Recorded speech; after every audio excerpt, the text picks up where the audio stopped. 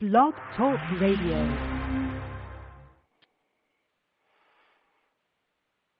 Boa noite, amigos. Estamos começando aqui, inaugurando o nosso programa True Outspeak, Sinceridade de Fato. Tem várias chamadas aqui esperando, mas eu vou pedir que esperem mais um pouco. Eu queria começar com alguns comentários da semana e depois passar as respostas de algumas cartas recebidas e depois atender os que estão na linha. Então queria começar lendo para vocês o editorial que eu acabei de passar para o Diário do Comércio, que se chama Lembretes Indesejados. As vitórias fáceis de Lula e Chávez, depois de outras tantas obtidas no continente, ao longo de uma ascensão esquerdista cada vez mais irresistível, são uma ocasião excelente para lembrar a seus adversários ou vítimas algumas verdades óbvias e arquiprovadas, cujo conhecimento teria podido salvá-los se obtido em tempo, mas que eles sempre se recusaram a ouvir. Primeira, o presente sucesso esquerdista começou a ser preparado nos anos 60, com a fundação da OLAS, Organização Latino-Americana de Solidariedade, primeira edição daquilo que viria a ser na década de 90 o Foro de São Paulo. Durante todo esse tempo, nada se fez na direita para criar uma organização equivalente e contrária. Não venham me falar de Operação Condor, um arranjo de improviso restrito à esfera policial-militar, sem nenhum alcance político ou cultural. A esquerda cresceu sozinha no espaço vazio deixado por uma direita cujo único projeto político era ganhar dinheiro na Bolsa de Valores, descaracterizar-se ideologicamente e mimetizar o discurso da moda ditado pelos adversários. Segunda, em parte pela falsa sensação de tranquilidade propiciada pelas ditaduras militares, em parte pelo seu próprio economicismo contumaz e sua decorrente indigência intelectual, a direita entregou aos adversários o domínio das instituições culturais e de ensino, justamente na época em que a influência das ideias de Antônio Gramsci recomendava aos esquerdistas a conquista prioritária desses espaços. A progressiva ocupação de espaços correspondeu à ampliação das áreas de interesse intelectual da esquerda e concomitante retração na direita. Já na década de 80, o pensamento esquerdista mostrava presença em todas as esferas do debate público, educação, moral, psicologia, letras e artes, etc., enquanto a direita se limitava cada vez mais a temas econômicos e ao puro argumento da eficácia, propositadamente amputado de toda justificação moral ou religiosa. Terceira, a autocastração intelectual da direita latino-americana, frequentemente legitimada em nome de um pragmatismo apolítico muito do agrado das classes empresariais, recebeu um tremendo incentivo do Concílio Vaticano II, que abriu as portas para o diálogo com os marxistas enquanto reprimia e marginalizava todo o pensamento católico conservador que acabou por se recolher às catacumbas. Nas esferas direitistas, intoxicadas de weberianismo prêt-à-porter, essa tragédia chegou a ser celebrada como sinal auspicioso de um grande progresso para a democracia capitalista, travada, segundo tagarelas liberais, pela moral católica. Foi assim que, dominando o pensamento religioso do continente, a esquerda se investiu do papel sacerdotal e profético de guardiã da ética e da moralidade, deixando aos adversários apenas o espaço do puro discurso pragmático que os tornava ainda mais suspeitos aos olhos da multidão. Quarta, a esquerda latino-americana tem um projeto histórico civilizacional abrangente, ao qual corresponde uma estratégia integrada e de longo prazo, com esquemas de ação permanente em todos os setores da vida social, cultural e política. Contra isso, a direita não tem oferecido senão uma resistência. Blog Talk Radio. Parece que houve uma interrupção, saímos do ar por uns minutos, mas voltamos agora.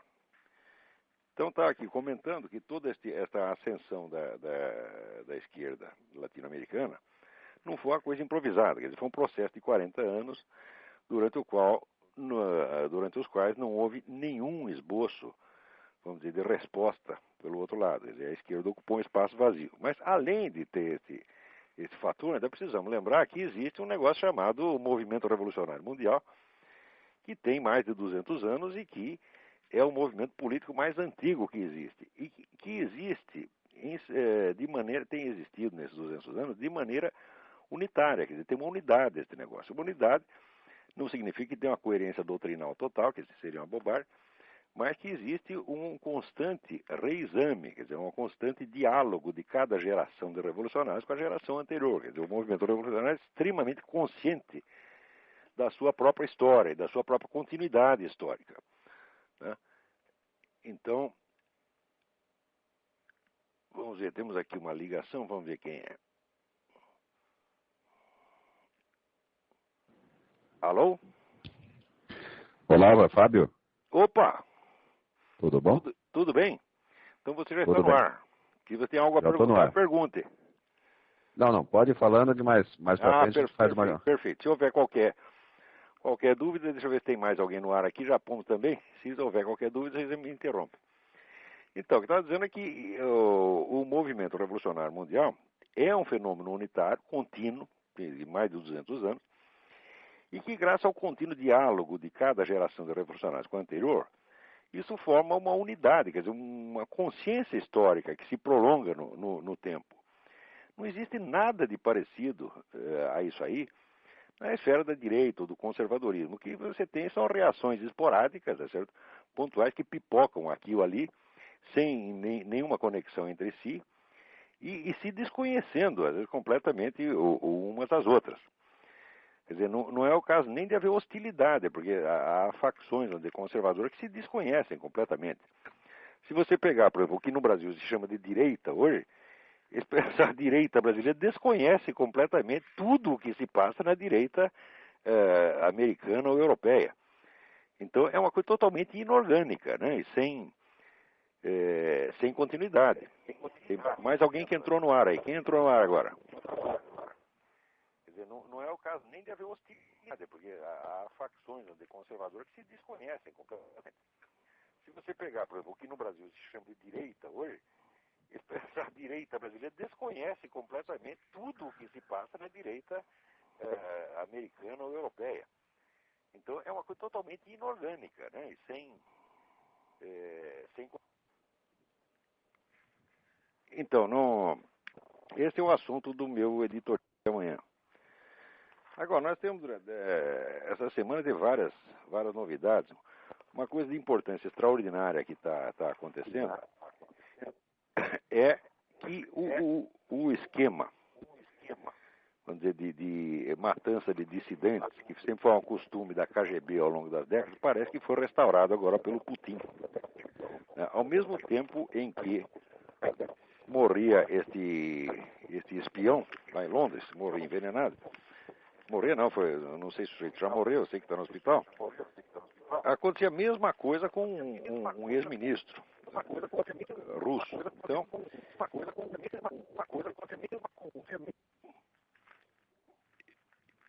isso aí mostra que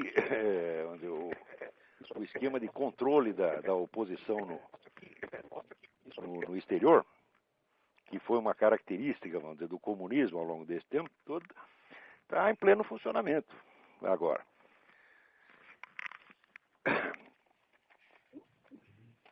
E isso aí, vamos dizer, está coincidindo, vamos dizer, com a formação do imenso bloco ligado à famoso Pacto de Solidariedade de Xangai, que é, vamos dizer, a nova referência internacional, juntando China, Rússia, né, e alguns países islâmicos, com a ONU, para formar um imenso bloco anti-americano no mundo.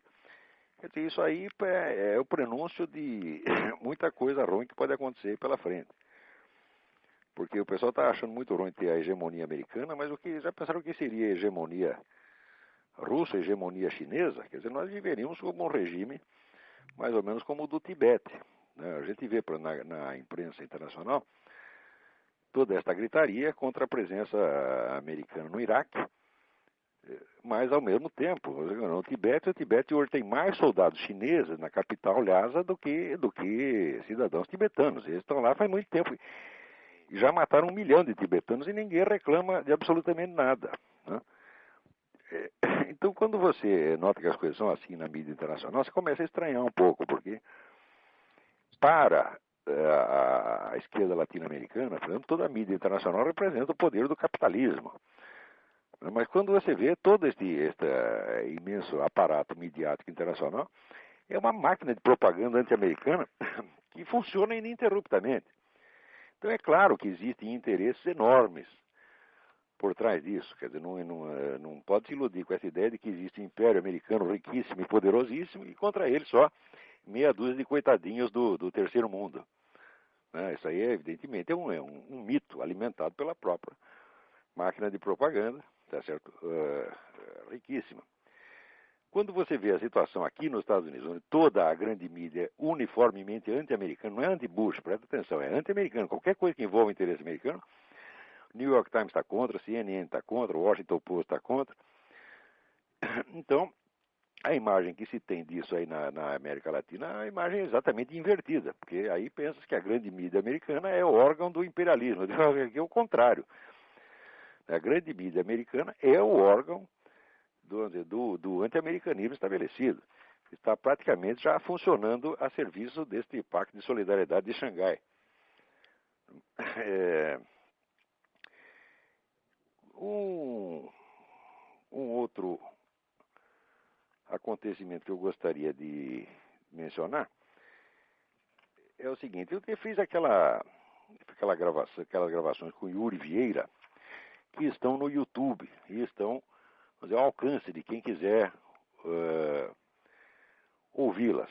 Daí alguém me mandou aqui um extrato, uma discussão que se deu no site do pastor Caio Fábio.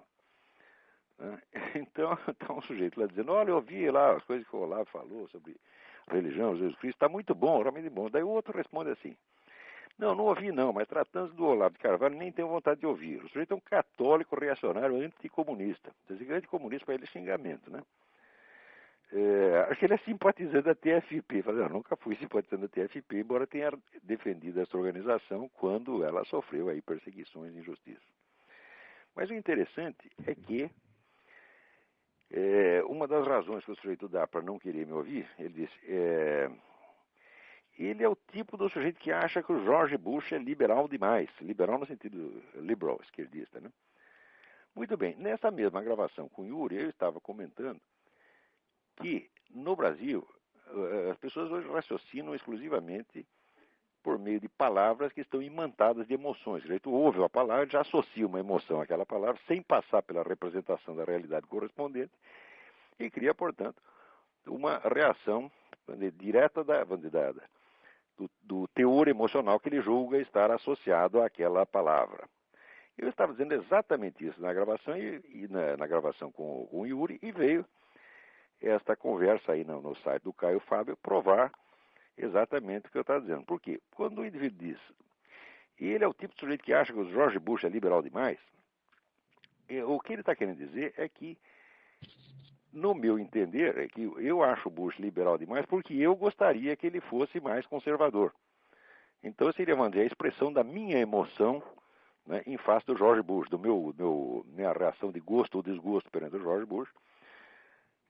Então ele seria liberal demais em relação a mim. Claro. Mas isso é o tipo de raciocínio brasileiro inteiramente subjetivista. Quando o sujeito que me ouvir ou me ler assim nunca vai entender o que eu estou dizendo.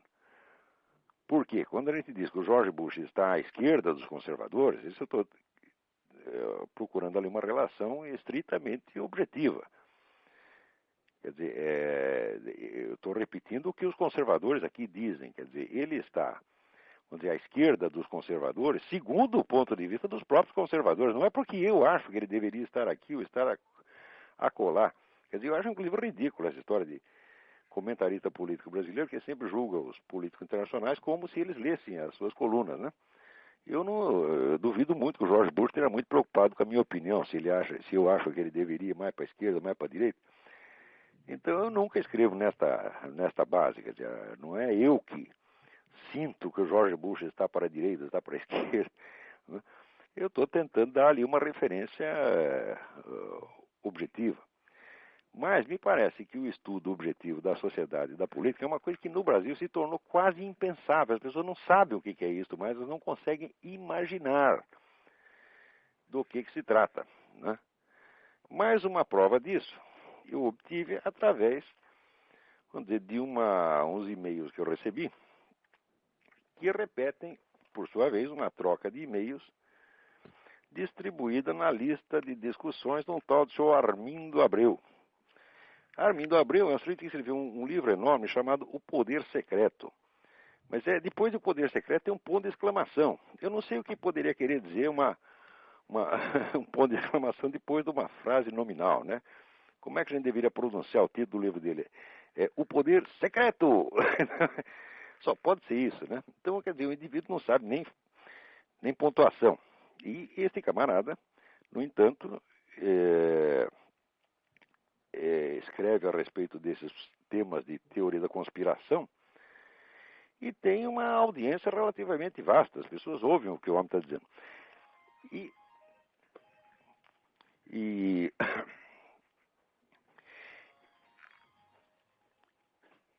ele diz aqui algumas coisas a meu respeito. Ele está muito bravo comigo, porque no começo dos anos 90 ele fazia um programa numa rádio do Rio de Janeiro e ele disse algo sobre o Foro de São Paulo, né, naquela época. Pelo menos ele afirma que disse. Depois, em 2005, ele publicou esse livro, O Poder Secreto, que fala sobre o Foro de São Paulo também, e ele está muito bravo porque eu não citei o programa dele. Então ele teria sido o pioneiro que falou do Foro de São Paulo, né, no começo da década. Mas, se bem que aqui tem algumas coisas muito estranhas, porque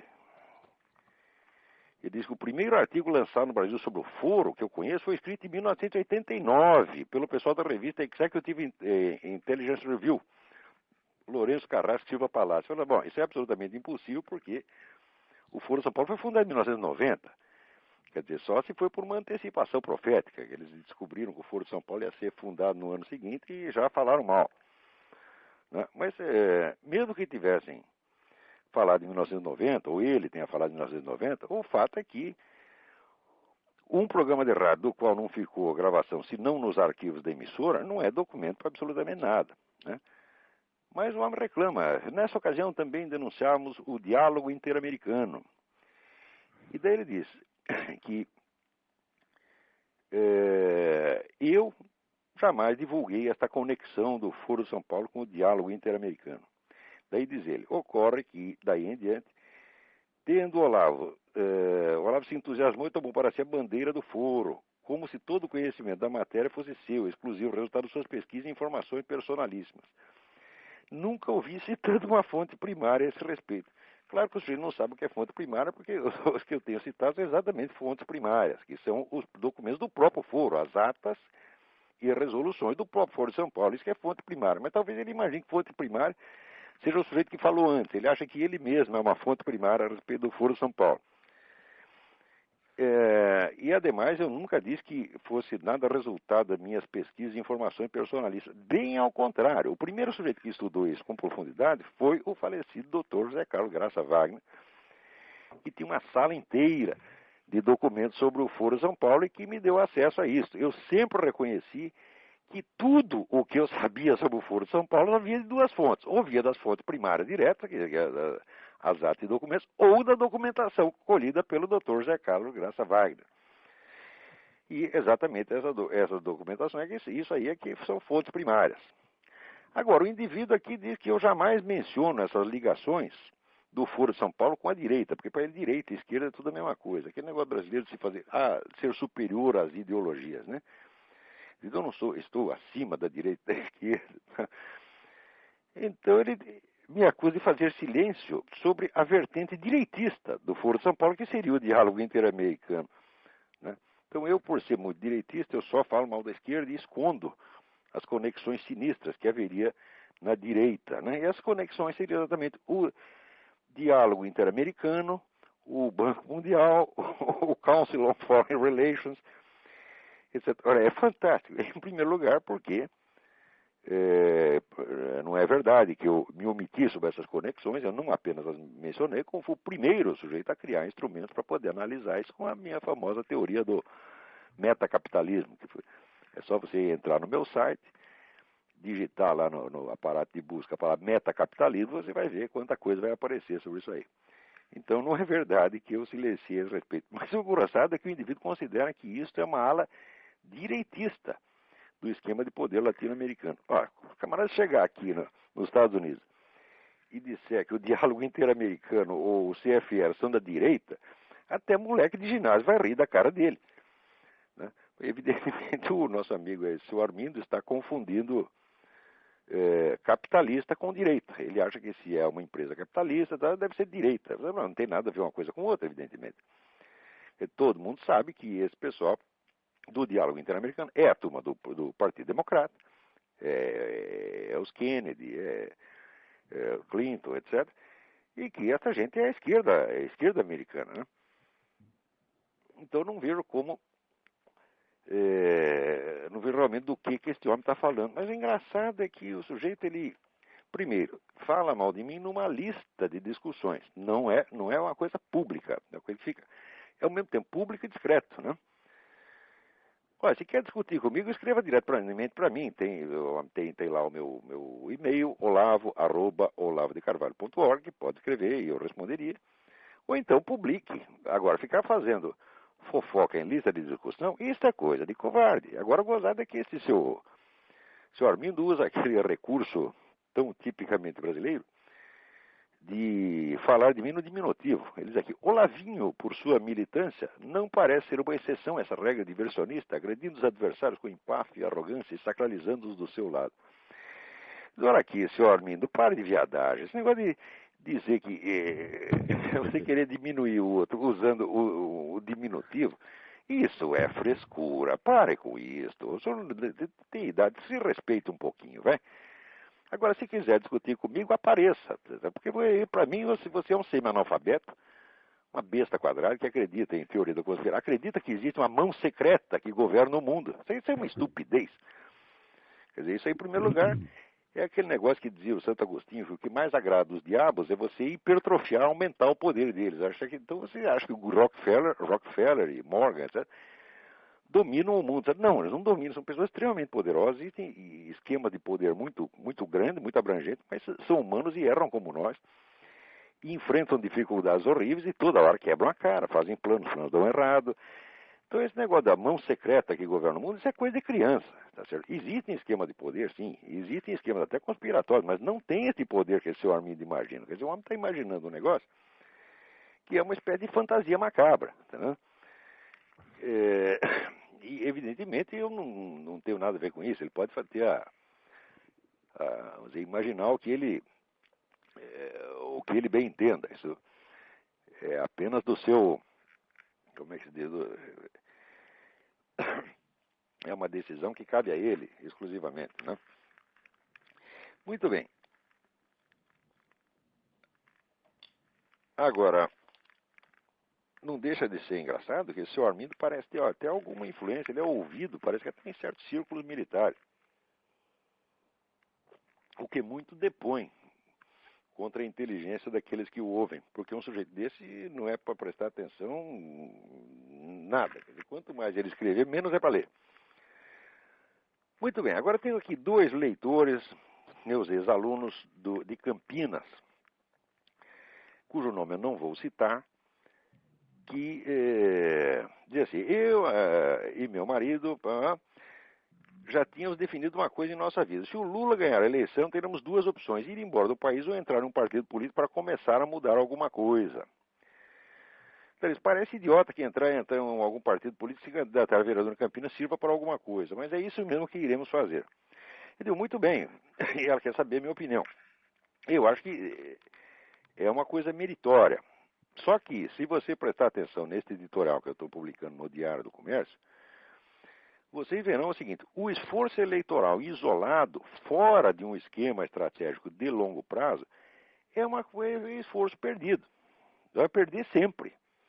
Tá certo? Você não é possível. Ao longo da história, quer dizer, aqueles empreendimentos que têm maior duração, eles acabam ganhando. Quer dizer, por quê? Porque as gerações humanas passam, as pessoas morrem. Então, existe até um trabalho meu que explica a ação histórica. Eu digo, você só pode considerar que uma ação tem dimensão histórica quando ela ultrapassa a duração de vida biológica do ser humano. Quer dizer, quando vai de uma geração para outra e continua.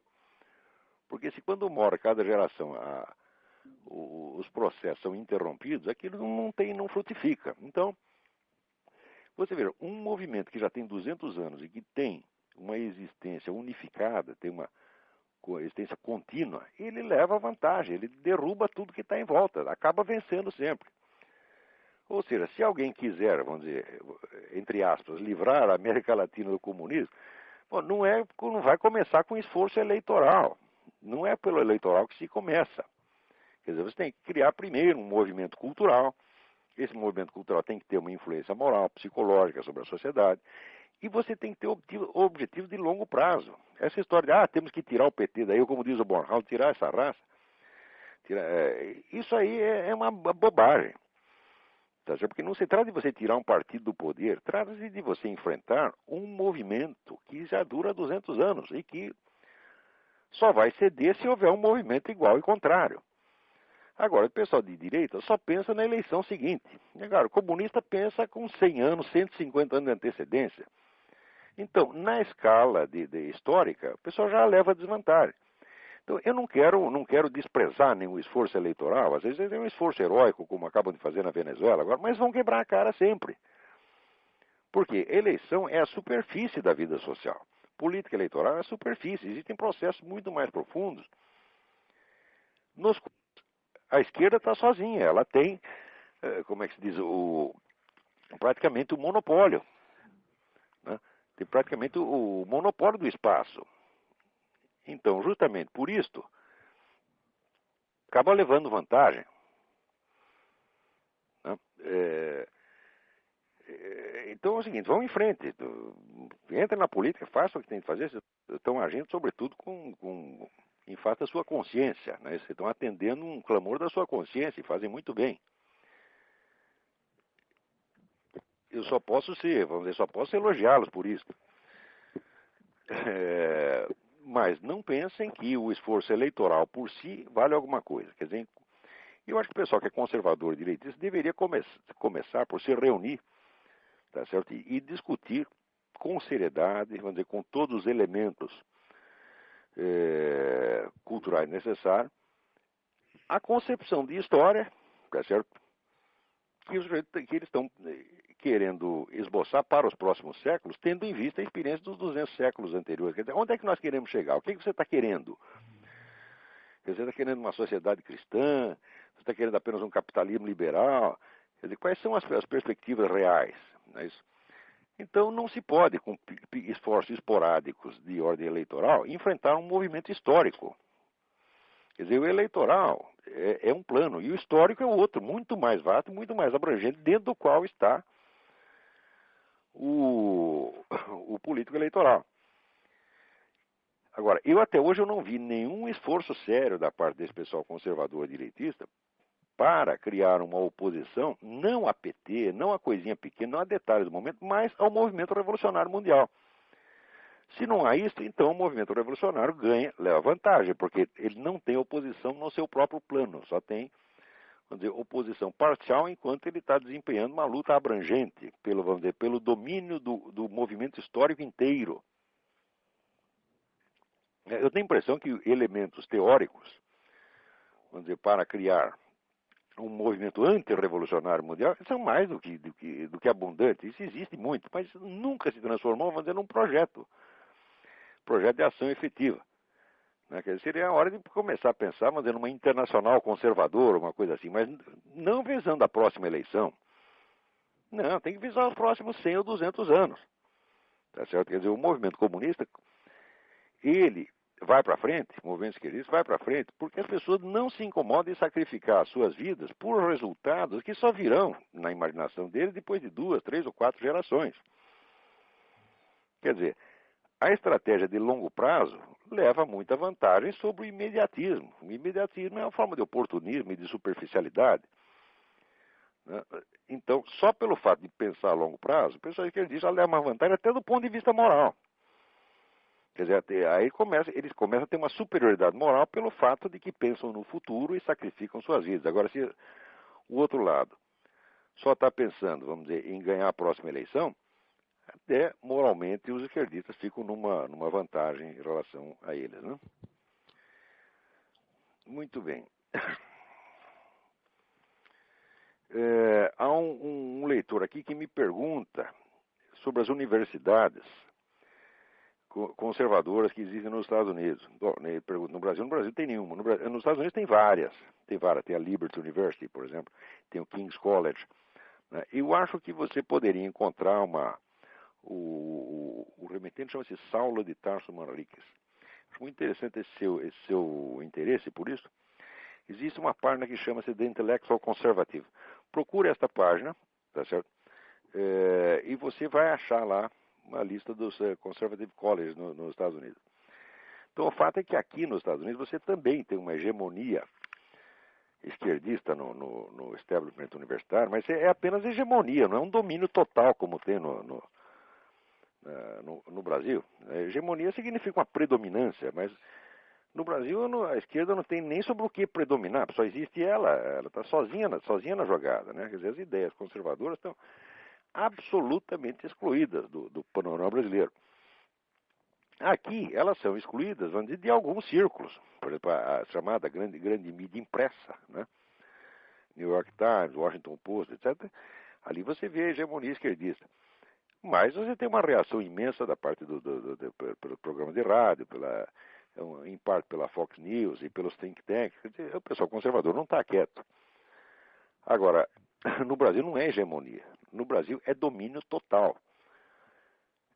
O domínio é tão total e tão abrangente que quando alguém reclama de alguma pequena coisa, algum detalhe, por exemplo, do PT, isso já basta para que ele seja rotulado de direitista. Quer dizer, quando um social-democrata, um tucano, um socialista fabiano, né, reclama de que o PT está roubando, né, então como não tem direita nenhuma, esse sujeito começa a fazer o papel da direita. E o PT já estrila. Olha a direita aí querendo se levantar.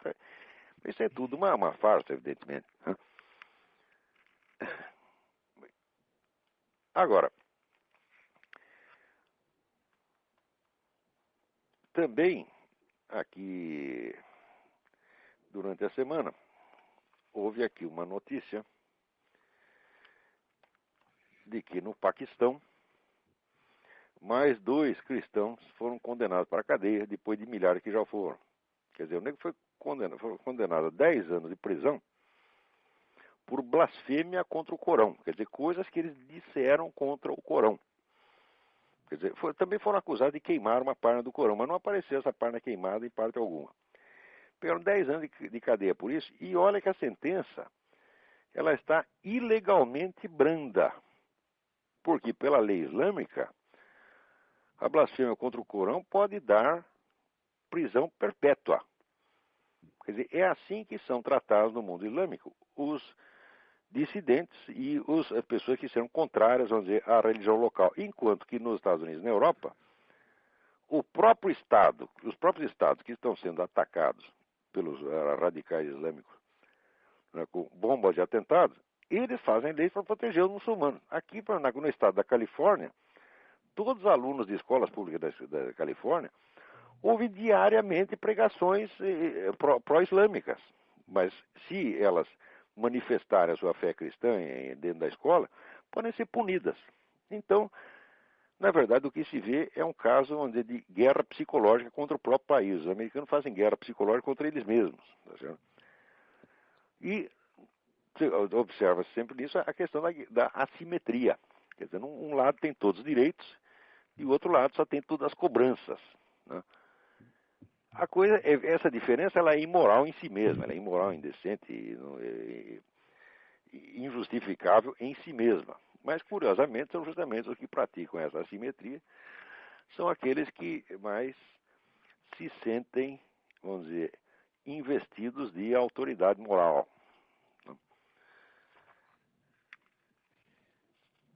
Na mesma semana, vocês vieram 2 pedidos, 2 solicitações, 2 apelos para que os Estados Unidos se retirem do Iraque. Uma foi pelo esse Iraq Study Group, grupo de estudos iraquiano que está atuando aqui, formado pelo próprio governo. E na mesma semana veio o mesmo pedido da boca de quem? Do presidente do Irã, o Ahmadinejad. Então, quer dizer, aqui está um monte de americanos pedindo para os Estados Unidos fazerem exatamente o que o Ahmadinejad está pedindo para eles fazerem, quer dizer, saiam do Iraque. Olha, todo mundo sabe perfeitamente, se eles saírem do Iraque, vai acontecer lá o que aconteceu no Vietnã. Quando saíram do Vietnã, né, em 75, houve aquelas negociações de paz, né, encabeçadas pela parte americana, pelo Henry Kissinger, e os americanos saíram. Na hora que saíram, o pessoal comunista tomou o Vietnã do Sul e já levou a invasão até o Camboja e acabou matando no total 3 milhões de pessoas. Quer dizer, mais de 3 vezes mais do que a própria guerra tinha matado. É exatamente o que vai acontecer no Iraque. Os americanos saindo lá, que vai ser uma carnificina, como foi no Vietnã. Daí o que restará a fazer? Restará fazer o que a mesma mídia esquerdista chica ocidental fez no tempo do Vietnã. Esconde tudo. Faz de conta que não aconteceu. Que não aconteceu nada no Vietnã e no Camboja. Então, aqui nos Estados Unidos, quando o Pol Pot já estava matando gente pra caramba no Camboja, o Noam Chomsky escrevia artigo atrás de artigo para dizer, não está acontecendo nada, isso tudo são intrigas da oposição. Agora, quando você vê aquelas fotos, aquelas pilhas de esqueletos, agora eu quero ver como é que o Noam Chomsky vai fazer para desmentir isso, mas agora é tarde, né? Então, na década de 70, você já teve esse pacifismo assassino. Agora, de novo, a mesma coisa. Então, as pessoas alegando bandeiras pacifistas, vamos sair do Iraque. Bom, você sai, vira as costas e os iraquianos que se arrumem. Tá certo? Enquanto isso, né, nos Estados Unidos, o que acontece? Aqui tem uma conferência numa universidade, a Lipscomb University, e um teólogo muito respeitado aqui, chamado Lee Camp, ele diz o seguinte: para viver pacificamente com os muçulmanos, os cristãos devem deixar de lado a noção de que a sua fé exige a criação de um reino cristão na terra. Ou seja, nós devemos deixar que os muçulmanos construam o reino muçulmano e nós levamos a nossa religião para dentro de casa. Ela vai imperar apenas na nossa vida privada. A vida pública será muçulmana e nós temos o direito de ser cristão escondido em casa. Ora, isso é exatamente o que já vigora no Irã. A Constituição iraniana é o seguinte: você pode praticar o cristianismo, desde que seja dentro da sua casa e ninguém fique sabendo. Porque se alguém ficar sabendo, tu vai para a cana. Tá certo? Então, o que este vagabundo, esse teólogo está propondo, dizendo que é cristão, ele diz que é cristão e diz até que é um cristão conservador.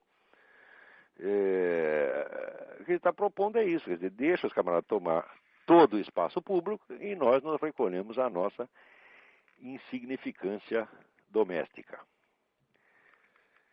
Muito bem, esses eram os assuntos desta semana. E eu acho que não temos mais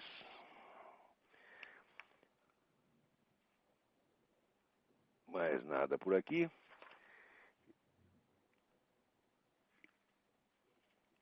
E se tiverem então perguntas para o próximo programa, vocês podem enviar para o olavo@olavodecarvalho.org. Parece que tem alguém entrando no ar aí. Alô? Alô? Quem que está entrando aí? É o Márcio, de Brasília. Oi, tudo bem, Marco? Tudo bom, Alô? Marcos? Tudo certinho, Oi. diga. Tranquilo. É só para ouvir seus comentários aí dessa decisão valente desse juiz aí contra o nosso sociólogo, nosso Emir Sader, e a celeuma que está sendo criada aqui na Folha de São Paulo, e o jornalista que resolveu... Olha, o Emir Sader acontece o seguinte: quando o César Benjamin o acusou de estelionatário, o que ele fez? Processou o César Benjamin, queria meter o César Benjamin na cadeia. Porque ele acha que não é estelionatário, embora ele seja de fato. A acusação do César Benjamin é verdadeira. Processou o César Benjamin. Agora, ele não pode ser processado quando ele acusa o outro de um crime que o outro também não cometeu. Esse emissário é um salafrário, mentiroso, fingido, hipócrita. Ele é uma nota de R$32. Vocês não perceberam ainda?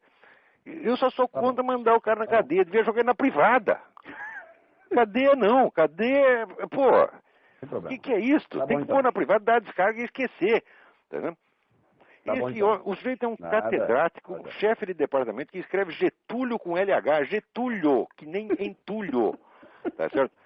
É claro que esse homem tem merda na cabeça, porra. Isso é de uma incompetência assim, absolutamente fulgurante. É uma vergonha este homem ser um catedrático de qualquer coisa. Ele não pode ensinar numa escola primária. Tá certo? Eu já demonstrei 1000 vezes que o homem é um semi-analfabeto. Tem aquele estudo da Norma Braga, o estudo estilístico que a Norma Braga fez sobre o estilo do Emir Sader. Este homem é uma vergonha. Por que nós estamos falando tanto de Emir Sader? Vamos botar na privada. É esquecer. Muito bem. Existem mais algumas perguntas, mas eu creio que nós não temos mais tempo. Eu fiz este programa sobretudo para responder essas perguntas, porque a gente toda semana é assediado por dezenas de e-mails com perguntas que eu adoraria poder responder todas. Mas outra vez, mesmo no programa, o nosso espaço é curto, né? Aqui tem uma senhora, dona Neuza, que pergunta qual a minha opinião sobre o reverendo do mundo. Falando, não tenho nenhuma, tá certo? Porque tenho muito pouca informação. Anos atrás eu li um livro, falava muito mal da seita Moon, tá certo? E eu ouvi o reverendo Moon dizer um bocado de besteira, né? Ele disse que Jesus Cristo falhou e daí foi mandado ele, o reverendo Moon, para fazer o serviço de novo. Digo, ó, faz rir. Mas agora, do ponto de vista político, ele tem feito um trabalho muito bom na Coreia. E aqui nos Estados Unidos nós temos que ser grato a ele, porque ele é o dono do único jornal conservador que tem em Washington, que é o Washington Times, no qual ele não dá palpite. Ele nunca foi na redação e nunca deu o menor palpite na orientação do jornal. Isso aí, digo por depoimento do colunista e editor lá, que é o Robert Royal, que sempre foi um sujeito católico, tá certo? E ele fica lá pregando o catolicismo dele quanto ele queira. O reverendo Moon jamais reclamou de nada, né? Quer dizer, ele é um bom dono de jornal. Bom dono de jornal é aquele que quer ganhar dinheiro com o jornal vamos dizer, mas não usa o seu poder para atrapalhar o serviço do jornalista. Ele deixa que tenha a variedade de opiniões, né? Então, por um lado, como religioso, eu não posso levar a sério o reverendo do mundo de maneira alguma, tá? Mas como dono de jornal, eu acho que ele é muito bom. Mas se esse negócio de perguntar opiniões sobre pessoas, é melhor não perguntar minha opinião sobre pessoas, não, porque ter opiniões sobre pessoas não está muito certo, tá, né? Porque o que eu estou falando do reverendo mundo é apenas uma opinião. Opinião não vale nada, tá, né? Opinião é isso aí, como dizia Dirty Harry. Dirty Harry dizia, opinião é que nem bunda, todo mundo tem. Quer dizer, a minha opinião não vale mais que a de ninguém. Quando eu tenho um conhecimento a respeito, você me pergunta o que você sabe a respeito, então eu passo o conhecimento vale alguma coisa, mas opinião não vale nada. Então, o que eu acabei de dizer sobre o reverendo mundo é apenas uma opinião. Se você quiser apagar, apague. Outra aqui me faz a pergunta, como você vê a atuação do PSDB? O PSDB é a esquerda fabiana. Quer dizer, o PSDB, vamos dizer, ele é a direita da esquerda. Quer dizer, mas a direita da esquerda é um componente da esquerda desde que existe esquerda. Você já ouviu falar na Revolução Francesa, já tinha a Montanha e a Gironda, quer dizer, era também a esquerda e a direita. O movimento revolucionário sempre tem que ter uma esquerda e uma direita, por quê? Porque ele é baseado na contradição, na exploração da contradição. Então, haver uma direita da esquerda e uma esquerda da esquerda é inerente à própria esquerda. Tá certo? Então, agora, confundir a direita da esquerda com a direita propriamente dita é burrada. Tem mais alguém entrando na linha aí? Alô, Olavo? Alô? Você me ouve? Alô, Olavo. Quem está entrando na linha aí? José Leão, aluno teu lá do curso de... Oi, tudo bem? Tudo, graças a Deus. Escuta, na penúltima aula eu te fiz uma pergunta sobre o teorema da incompletude de Gödel. É um teorema matemático, mas eu quero crer que ele tenha uma aplicação muito incisiva na... Olha, um comentário. Parece que aí está entrando, vamos dizer, a minha própria voz junto com a tua. E está muito confuso. Você precisa desligar. Você precisa baixar o volume aí do seu computador para... Não, tá desligado. Alguém está com o volume do computador ligado e eu não consigo escutar a sua pergunta. Ah, compreendo, então. Bom, eu volto a...